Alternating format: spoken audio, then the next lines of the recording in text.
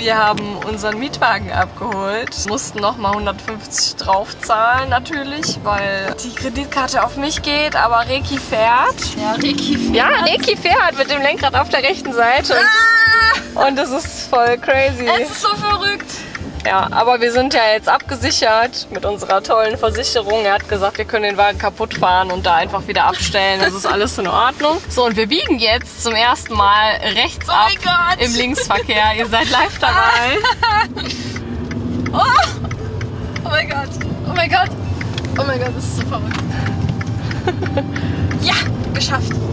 Das war gar nicht so schlimm. Aber es ist verrückt. Es fühlt sich auch ganz seltsam an irgendwie. Tja, so ist das immer beim ersten Mal, nicht? Wetter ist wie zu erwarten eigentlich. Ja, morgen soll es besser werden. Als wir aus dem Flugzeug ausgestiegen sind, hat es einfach erbärmlich nach Hundefutter gestunken. Überall irgendwie am Terminal hat es überall nach Hundefutter gerochen. Hundefutter.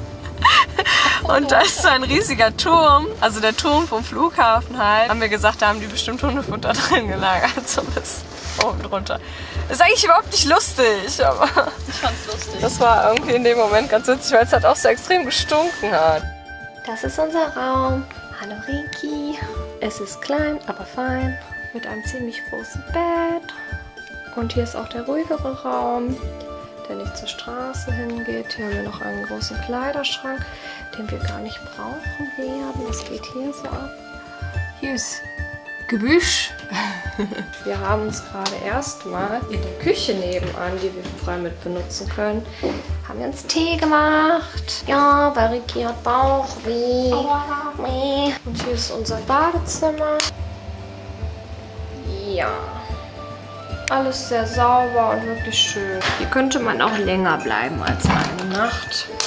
Aber wir haben Pläne. Und wir haben gerade festgestellt, dass wir vergessen haben, dass die Steckdosen hier anders sind. Und ich habe keinen Adapter mit und Reki auch nicht. Also müssen wir gleich noch gucken, dass wir 1, 2 Adapter kaufen irgendwo. Aber jetzt trinken wir erstmal ein Teechen. Komm an. Wir fahren Bus in so einem Doppeldecker-Ding und es ist so shaky.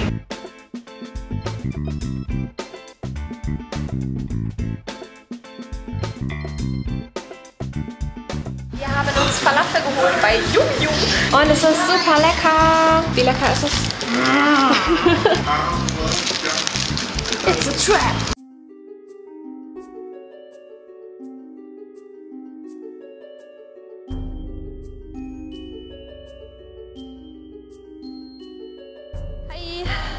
Wir kommen gerade von der Haunted Graveyard Tour und es war unglaublich creepy. Aber der Typ, der es erzählt hat, war super cool. Der hat das voll gut gemacht. Ja, also der war völlig wahnsinnig. Ja. Es war großartig. Es ist echt schwierig, das alles zusammenzufassen. Also wenn ihr da seid, dann macht das auf jeden Fall. Wir wollten eigentlich die Underground-Tour machen, wo man so durch Katakomben und sowas läuft. Aber das ist leider mittwochs nur und heute ist Dienstag, deshalb haben wir verkackt. Aber es hat sich gelohnt, es war echt cool. Es war super geil, also allein die Atmosphäre und was der für Storys erzählt hat, vieles Historisches auch, super interessant und echt mega creepy. Und wir sind in einem Mausoleum gewesen, wo mir halt auch wirklich urplötzlich schlecht geworden ist, 1 Minute lang, aus Gründen. Man weiß nicht, was da passiert ist. Also entweder war es was Klaustrophobisches, weil es ein bisschen kleiner und enger war mit vielen Leuten. Oder da war was, ich weiß es nicht. Es war auf jeden Fall very creepy. Super cooler Typ, mega geiler Führer und auch voll charismatisch, also auch voll der gute Redner. Sehr polarisierend und sehr interessanter Mensch. Und dann halt die ganze Zeit dieser Dialekt dabei. Ja, das war so cool.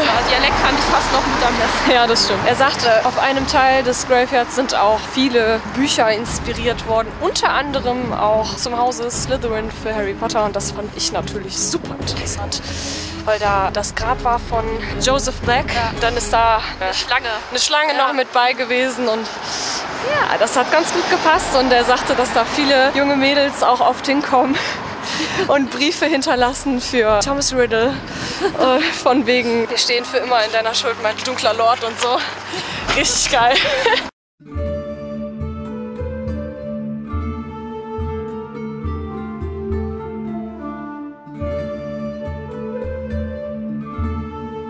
Reki hatte die fantastische Idee, um 1000 Uhr, ich weiß gar nicht, wie spät es ist, wir haben 12 Uhr nachts, glaube ich, jetzt noch den Cotton Hill hochzulatschen, damit wir eine Langzeitbelichtung machen. Das sieht ja eigentlich ganz schön aus.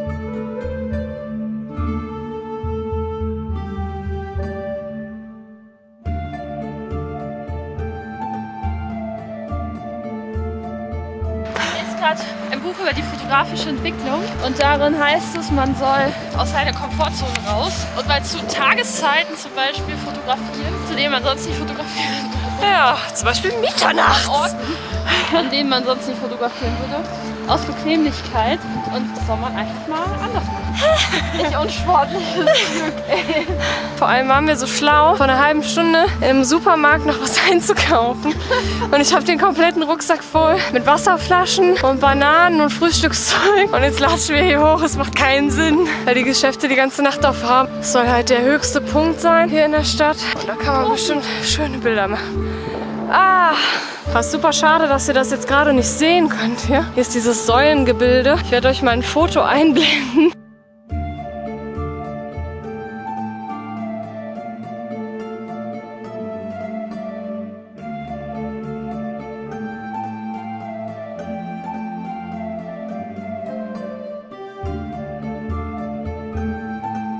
Ricky versucht, Fotos zu machen. Und es ist verdammt windig. Ich habe meine Mütze verloren. Manu. Aber es ist auch einfach mega windig. Die ist einfach völlig weggeflogen. Alles fliegt weg. Dafür kann man auch mal eine Mütze hergeben für die Aussicht gerade. Ist echt schade, dass es so dunkel ist, dass ihr das wahrscheinlich nicht gesehen habt. Aber wir haben es gesehen und es war wunderschön.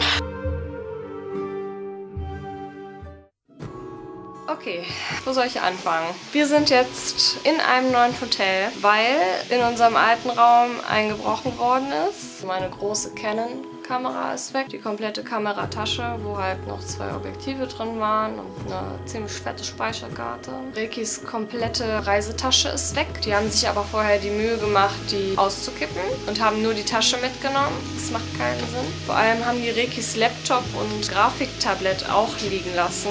Ich hatte nur meine Kamera mitgenommen. Das war halt im Erdgeschoss. Wir sind dann wohl durch den Garten, haben wir das Fenster eingeschlagen und das dann aufgemacht und sind rein. Haben halt alles durchwühlt und wir kamen an, waren um 1:45 oder so erst zu Hause, sind in die Wohnung rein, super glücklich und so, sind wir da reingelatscht. Und dann steht da ein junger Mann, der halt auch mit in dem Apartment dann gewohnt hat, der aber nicht da war, wo wir gekommen sind. Der hatte dann das Zimmer nebenan gehabt und der Wohnungsbesitzer, wie gesagt, wir haben das ja bei Airbnb gebucht. So viel zum Thema, oh, es ist so sicher, voll geil. Aber ja, es ist halt Erdgeschosswohnung gewesen und die Fenster waren nicht doppelt verglast und nichts. Dann hätte er halt irgendwie Gitter vors Fenster machen können oder so. Es wäre sinnvoll gewesen. Und die 2 Polizisten, wir wussten erstmal gar nicht, was passiert ist. Und ich natürlich direkt angefangen zu heulen. Vor lauter Schock. Ricky wusste auch nicht, wohin mit sich. Dann haben wir denen dann halt Fragen beantwortet, wo wir waren und was passiert ist und so und was halt weg ist. Wir waren so schlau und hatten keine Adapter mit für die Steckdosen hier. Die haben hier ja andere Steckdosen als bei uns. Und dann sind die Polizisten, ohne Witz, die sind so zuckersüß gewesen. Es war unfassbar. Dann sind die mit uns nochmal zu so einem 24-Stunden-Supermarkt gefahren, haben uns da quasi so eskortiert, also sind vorgefahren, wir hinterher. Haben wir diese Steckdosendinger noch geholt, weil unsere Telefone komplett leer sind. Und dann haben die für uns ein Hotel klar gemacht. Also die waren echt so nett, das ist unglaublich. Die haben dann